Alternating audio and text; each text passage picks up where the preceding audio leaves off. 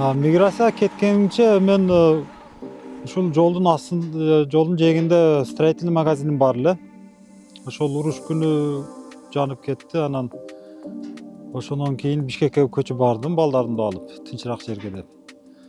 Анан ошо миграцияны угуп калып, Англияга кетип атканын угуп калып, Арабаяга барып анкета тапшырдык аялым экөөбүз. Ошондон бир жума өтпөй бизге жооп келди. Анан ошентип эле Англияга барып калдык. 3 ай убакыт алды да кеткиче, 1-3 ай. Документ турула, виза турулагача 1-3 ай убакыт кетти. Анан ошо Англияга барып иштеп келдик.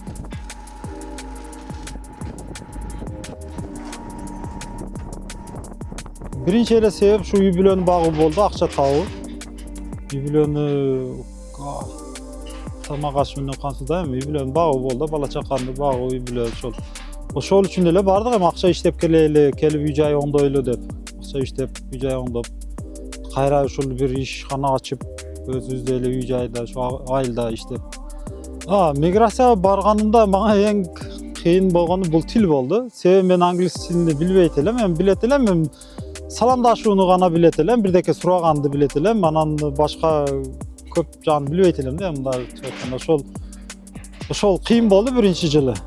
Тил үйрөнүү бар. А так башка жагы сонун болду, ал жакта бар жок жакшы экен. Ошол соода менен алектениш максаты бир эле ушул сыртка эмеге миграцияга чыкпай, ушул жерде эле иштеп, ушул балдардын алдыда эле иштеп, ушул жерде ошол максаты ошо негизи эле ошол эле да.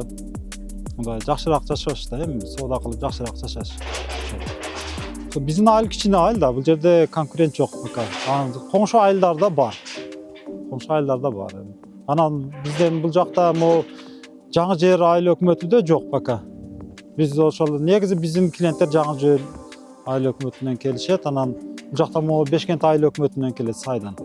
Өзү миграцияда жүргөндө үйгө кайтып келсең бар жок кыйындай туюлат да. Мындай үйгө кайтып келгенде үйдө бир иштеп, иш баштап кетүү бир действительно бир кыйын, бир чоң бир тоодой эле сезилет адамга өзү негизи бар го. А так бир баштасаң оңой эле, баштап мындай оңой эле. Ошо мен айтам эме жердештерге, көп акчалуу балдар көп сыртта жүргөндөр. Ошолор келип өзүбүздүн өлкөдө келип акчасын ушул жерде иштетип эме кылса, ойлойм жакшы эле иштеп кетишет го дейм.